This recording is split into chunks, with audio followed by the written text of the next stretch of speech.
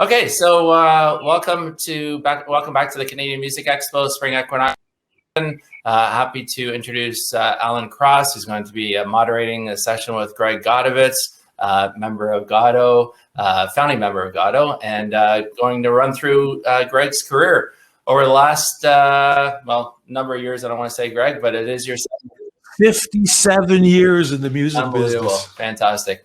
And it's your birthday today, 70 years old. So, awesome stuff. So I'll turn it over to Alan. Alan will do the moderating. If you have any questions for Greg or Alan, for that matter, feel free to put them in the chat button on the side. And I'll be back a little bit later, or we'll try to come back and say my thanks and so on. So anyways, turn it over to you, Alan, and thanks again. Thanks, Mark. Good luck with this. All right. Well, first of all, let's do the happy birthday thing. 70 years old. I am. And I've been playing music since 1964 when I was 13. So that's 57 years. I am sure glad my brother brought home that Beatles album, because I heard it and I went, that's what I want to do for the rest of my life. Did you see the Beatles on Ed Sullivan in 64? I did, and I saw them live. Where did you see them live? In Toronto?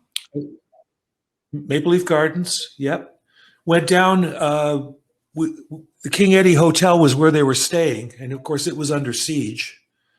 And we saw a doorman at the side of the building, and he said, "You guys look like you're not going to cause any trouble. They're coming out the back door in about 5 minutes in a paddy wagon." So we went to the back door, and sure enough, the tin door opened up, paddy wagon comes out, my friend and I jump on the back of it, screaming, "Hello, Beatles," in there. And a big cop grabbed me around the waist and tore me off the paddy wagon with his finger. I bet you I know how far he got. I bet you I know the name of the cop. Have you? Okay, I'm going to tell you the story. All right, and you can tell me what you think of it. So the Beatles come in to, this is 66, yes? 64. 64, okay. They played here 64, 65, 66. 2 shows a day. Okay, so there was a time, and I think this was 66, or maybe it may have been 65, where they were assigned an OPP detail, and they got this guy from the Aurora detachment, and he was a big, brawny, jarhead kind of cop that really didn't understand these kids and their loud music and their screaming and all the rest of it. And that kind of attitude to mixed with what the Beatles were all about was kind of a weird, juxtaposition. But over the course of the day that they were together, they kind of won the guy over and softened him up. Later, Paul McCartney's thinking about doing a new album with the band, and they want to do this pseudonymous group with a different name. So that's where Sgt. Pepper's Lonely Hearts Club Band came from. Well, it turns out that this guy that they charmed over from the Aurora detachment of the OPP, his name was Sgt. Robert Pepper. Oh, no kidding. So, and did you give Paul the badge? No, the badge came in 64 when they stopped at the airport, and some RCMP guys and OPP guys were there and just gave him a patch. There were 5 or 6 patches that they got at that time. They just threw them all into a bag. And then what happened was they took them all home. And then when it came time to do the costumes for Sgt. Pepper in early 1967, they went to a theatrical supply company, and they took this big bag of crap that they had been given by fans over the last 3 years. Somebody found the OPP badge, slapped it on Paul.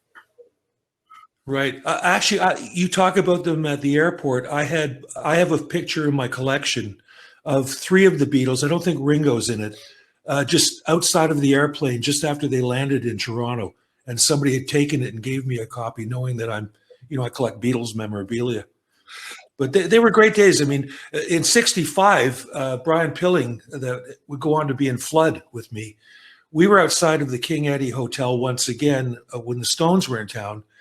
And we were in the front door, and all the girls were around the back and the sides. All of a sudden, this limousine pulls up, and we turn around, and Brian Jones is walking towards us out of the front door. And, I'm 14 years old and just freaking. I mean, there's one of the Rolling Stones right beside us. And this girl jumped on him. And then all of a sudden there was a phalanx of cops around us. It was the 2 of us and Brian. And then he's being choked to death by this chick, and he's got his cigarette, and he goes, "Will somebody please get this bird off my back?" You know, and we could see all the arms coming in. And I thought we were actually part of the mania for 2 minutes, you know? So, one of the ways I was going to introduce you before we got off into the birthday thing was Canadian music veteran and author. There aren't too many people. Yes, there aren't too many people who have those two job descriptions that go along with them. So you've got 2 books now. 2, yeah. I got the first one, Travels with My Amp, and then the new one, Up Close and Uncomfortable. And I'm actually writing the 3rd volume as we speak, which I'm calling The Idiots Trilogy Part 4. So let's go back to Travels with My Amp. That's a pretty much straight ahead memoir, yes? Yeah. It starts 64. When I started, I'll show you briefly a photograph here that will put things in perspective. 64 to 84. So it covers a lot of ground. But let me see if we can see that. There's the perfect Brian Jones. I'm 13 years old there. You got the haircut. I had perfect. I have wavy hair now. It's waving goodbye, but I had a perfect Beatle haircut back in the day. And so this book is straight sex, drugs, and rock and roll. And then I realized I hadn't written a number of other things. So when I wrote Up Close and Uncomfortable, I put short stories in it. There's a lot of music stuff in it, of course, because I can't get away from that. But then I realized I had nothing about my 8 years in Calgary when I lived out there and then coming back to Toronto. And that's when I realized that I've got to write another 400 pages to catch up on the rest of it. You know? So I'm working on that. You realize how few people have an autobiography in 3 volumes.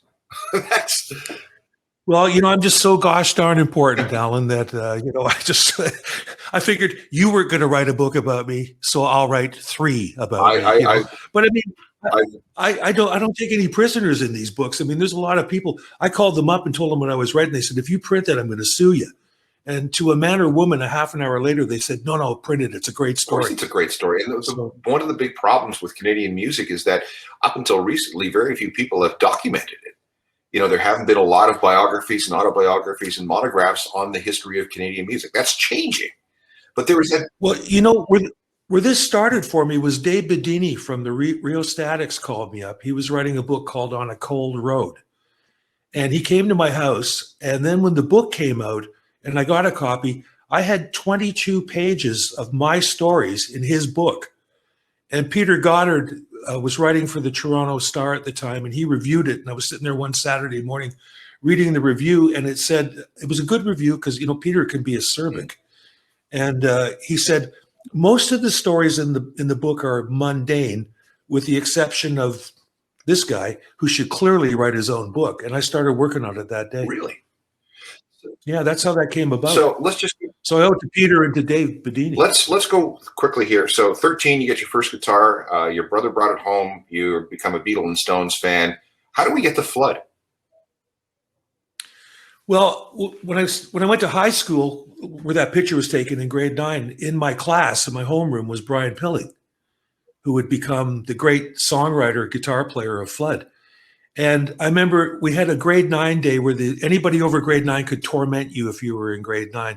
And of course, I already had a Beatle haircut. Brian was a bit of a greaser in those days, but he combed his hair down for this twerp day, they called it. And then I remember, he had a Beatle haircut all of a sudden, and I did. And I remember us running across the field out and back, pretending we were the Beatles getting chased in a hard day's night, and then falling, collapsing on the ground. Instant best friends. My brother's coming back from England, he says. A couple months later, Ed shows up. Ed comes into this restaurant in Scarborough 2 hours late because the bus drivers wouldn't pick him up because of his hair. Yeah, and we were in the restaurant for 2 hours and didn't realize we weren't getting served. And we were children with Beatle haircuts. And then Ed came in and says, how come you guys haven't ordered? And we said, well, we've been talking about you. We didn't think about it. So he called the waitress over. She says, we don't serve your kind in here. And he says, I don't want my kind. I want a hamburger and I want it now. And Ed was always a no-nonsense guy. So we started a band called The Pretty Ones. There's a stretch when you look at us now. But and then we played Beatles and Stones songs, but they were already writing great songs as kids. Then they went to England, joined Cat Stevens' band. I went through the psychedelic era playing with Eddie Schwartz, who did Hit Me With Your Best Shot, of course. And then blues guys, they taught me the Chicago blues. Then Ed and Brian came back and formed Flood, and I saw them at a high school and said, you really should let me back in the band. And 8 hit records later, we had a great career. What was the end of Flood? What happened? Well, Flood was a really family-oriented band. The mothers and fathers were involved and all the rest of that. My mother had spoken with Brian and said, my Greg is writing some really good songs. And Brian was very honest up front with her. He said, Mrs. Godovitz, with all respect, Flood is my band. And I realized when she told me that the writing was on the wall. Songs that became GODDO standards I'd written during the Flood days, like Chantel I wrote in Quebec City. I wrote Once Again at an arena in Moncton. I wrote Cock On about the famous picture that we took for Rainbow magazine where we tucked everything in and we were naked. But they wouldn't do them. So I figured, well, this is the right time to leave. And there was no hard feelings. They knew I had an agenda. So this is what, about 75, right? 75 is when I left the band. And they continued Brian, of course, developed leukemia. He died 2 days after his 29th birthday, which was just devastating for me because I always felt, and to this day, we had unfinished business. Ed, his brother Ed and I are still best of friends. I've known him since I was 13 years old, and he's still going strong. So along comes GODDO out of Scarborough. Was it always 3-piece? Yeah, we started out with Marty Morin was our original drummer, who's still my friend to this day. He rejoined the band during the last little leg last year before COVID hit. We went to high school together. And a guy who's a doctor of music now, Gord McKinnon, played piano for the band towards the end.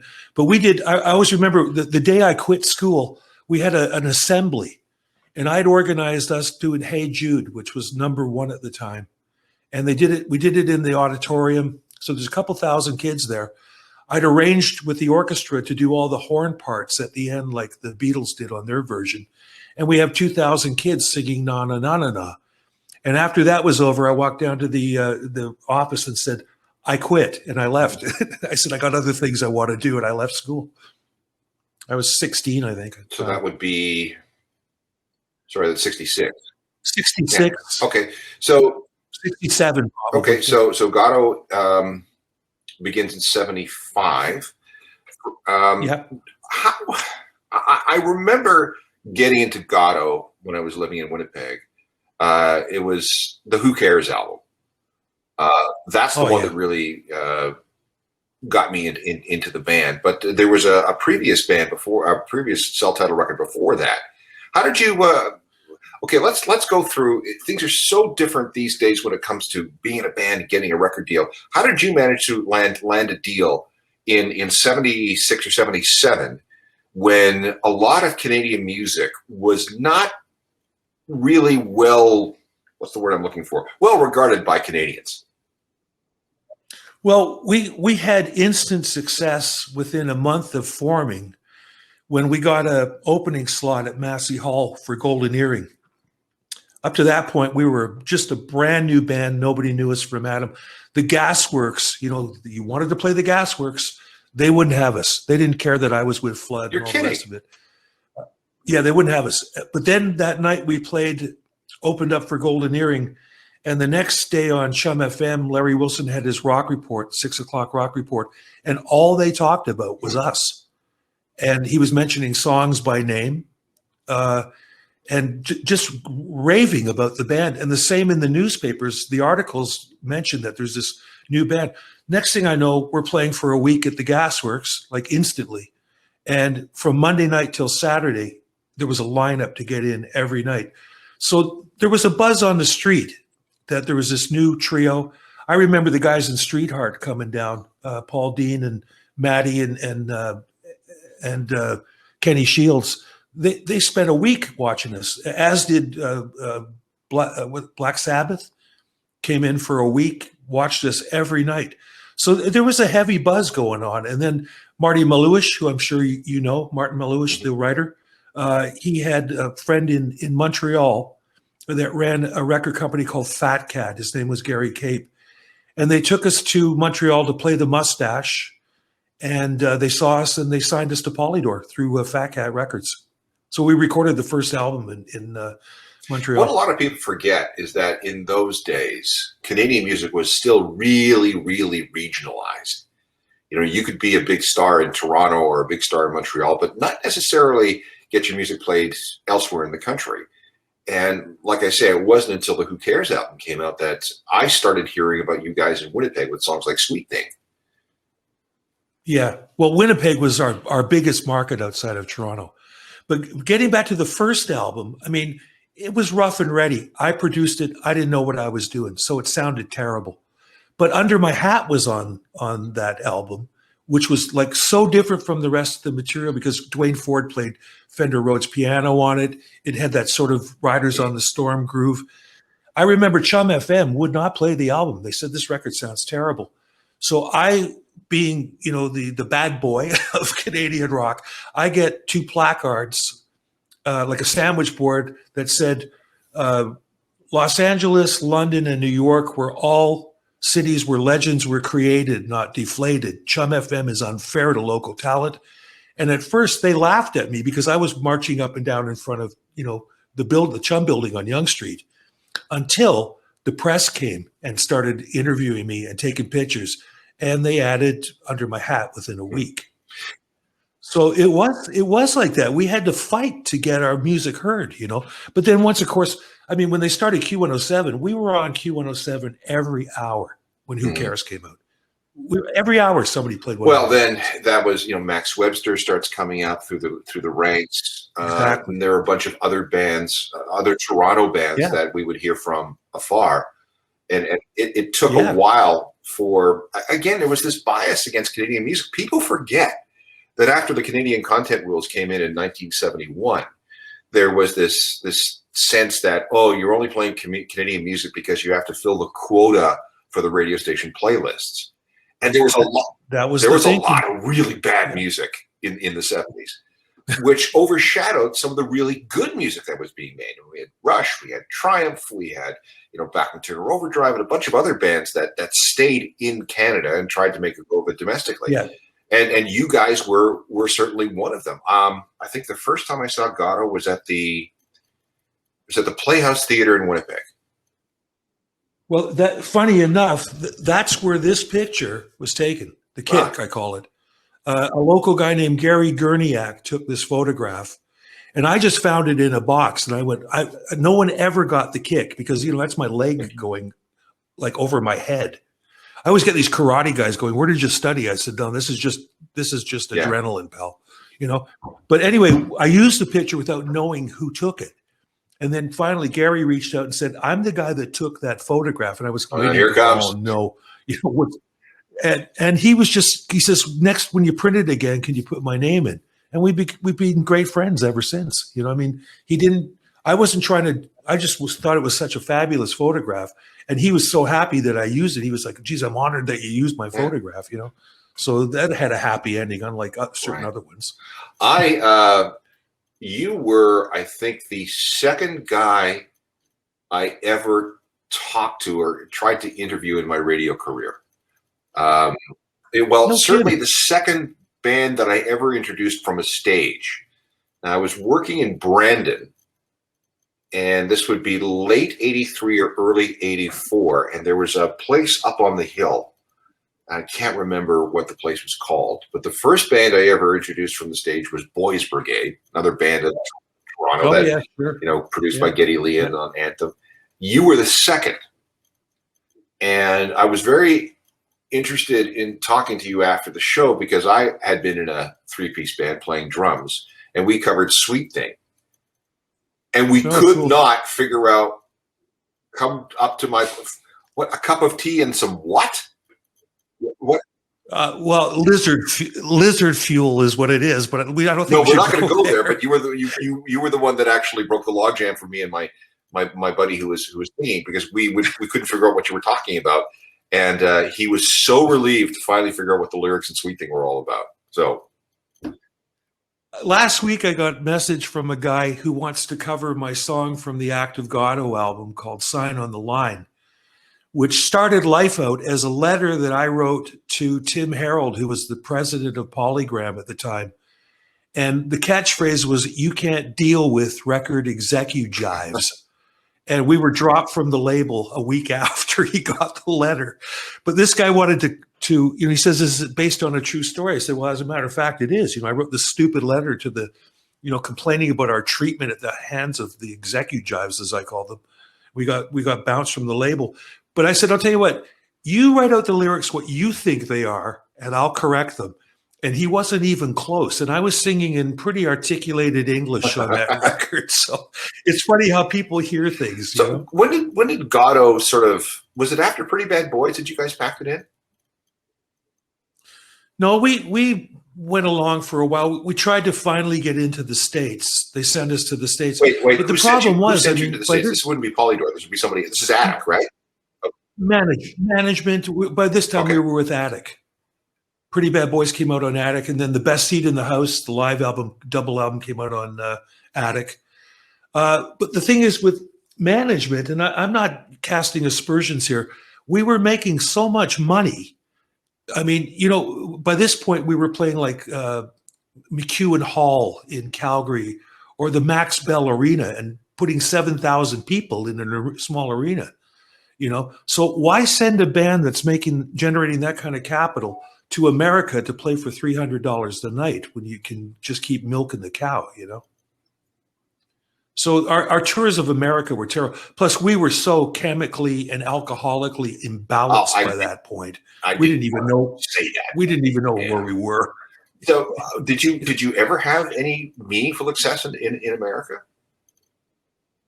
We had pockets of acceptance, border pockets, Detroit, Buffalo, that kind of Windsor, Detroit.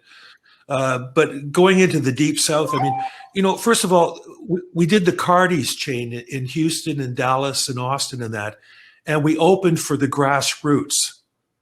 Okay, now I love the Grassroots, but putting GODDO on three maniacs playing at warp volume before these guys come on and doing their little power pop songs was not a good choice of opening act. But the drummer in ZZ Top came to see us when we played in Houston, and he liked what we were doing, which makes sense because we were a power trio just like they were. So it sounds like Tragically Hip and the Rush story. Border cities like Cleveland, Buffalo, Chicago. Then down in Texas, there's something about power trios in Canada and Texas. Rush did well there. Triumph did well there. You guys did well there. Moxie did well there. Yeah. Moxie too. Moxie are still huge in Texas. They can go down. I think Earl takes what passes for Moxie now. And knowing Earl's probably still a great band. They go down once a year and they play for 10,000 people. But they can't get arrested here. So that's the music business. And now, of course, there is no music business. We're running out of time. Do you want to talk about that? Your views on the music business right now? Because who's gonna drop you now? Yeah, well, I mean, I'm very fortunate in the fact that I can write. So like I'm biding my time until this is over by writing another book, which instead of taking 6 years like this one took to write, I'll have this book done in a year. Because I got lots of time on my hands. It's a tragedy. It's a tragedy not for guys like me who have had a career for 57 years and did everything I set out to do, traveled the world, met the Beatles and the Stones and all the rest of that stuff. I've had an incredible career. I feel sorry for the young kids now that are not going to have those opportunities because of the pandemic. I mean, if they reopen the clubs next week, I have to be quite honest. Would I go and play in them? No, I wouldn't. Would I go to a club to see a band? No, I wouldn't. Same with baseball. I mean, as you know, I'm a big Blue Jays fan. I don't think I'll ever sit in a ballpark again. I mean, this is what has happened to our society and the world in general, that the music business is basically finished. My gal worked for Westbury National Show Systems, the biggest production company, one of the biggest in North America. 500 employees, all of them out of work. That's our new reality. All right. Let's plug the books again. Hold them up. So Travels with My Amp, which came out when? 2011. Okay, it's done well. I mean, for this one, and then this one just came out at Christmas. We have a website. It's just shop.greggodovitz.com. Usually we have it on a crawl, but this is a new format for us. But they're on there, or people can find me on Facebook and read where they can order them. But we have all the albums came out. When you were talking about the first GODDO album, my good friend Eddie Kramer, who of course did all the Jimi Hendrix music and everybody, Kiss and Led Zeppelin, he remixed the GODDO album the first one from scratch. So it sounds better. And it sounds phenomenal. It sounds like Led Zeppelin with me singing. So, I mean, now there's like a bass guitar involved, and there's like big drums, and of course everything is panned.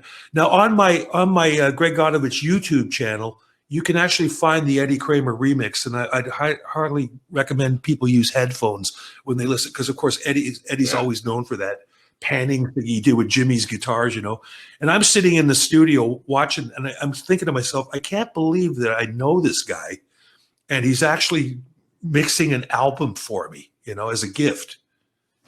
And people say, we go on holiday and stuff now together, and people say to me, like, you must pick his brain like crazy. I said, no, not at all. He said, well, what do you talk to him about? I say, Eddie, you're putting too much garlic in the Italian spaghetti sauce here. That's what we talk about, normal things. Finally, there's a radio show that you're thinking about bringing back. Let's maybe tease that a little bit.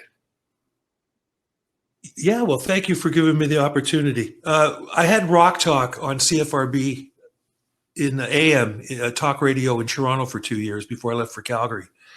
And I kept all the contacts. So in the last week, I decided that I'm going to bring the Rock Talk podcast back in late April. And I've already lined up, Eddie Kramer's going to do the first show. Larry Gowan is a neighbor of mine. He popped over the other day to pick up a copy of my new book, and I corralled him into agreeing to doing the second show. And my buddy Steve Lukather from Toto, who plays with Ringo Starr's band and introduced me to Ringo a couple years ago, which was nice. He's going to be the third guest. So I'm shooting high. I'm going to go after Eric Burden and Roger McGuinn. End of April, you say? End of April, Rock Talk, the podcast. And we will have announcements. If the folks that are watching go to the Greg Godovitz YouTube channel, we'll have a lot of updates on when it's coming, because that's where it's going to be broadcast. Well, thank you very much for taking the time, Greg. Happy birthday. I know that you've got a bunch of Facebook messages that you got to get through. When do you think we'll see the third book? Before Christmas. It's called The Idiots Trilogy Part 4. So that's what, you'll figure that one out. But I want to tell you, when they asked me to do this, I said I would do it on condition that Alan Crosse interviews me, because you are the governor. And I just want you to know that this is a great honor. Greg, I got into playing a lot of your stuff when I was still in university. I mean, covering it. So this is kind of cool for me too. Well, this is great, man. And I know we did this live 2 years ago, and I hope next year we get to do this again. Please. I am just, You guys stay safe out there. Wear your masks. And Mark, a big shout out to you for putting this thing together. You're a champion of live music and musicians. And on behalf of them, I thank you. Same thing for me. Thanks, Mark. Thanks, guys.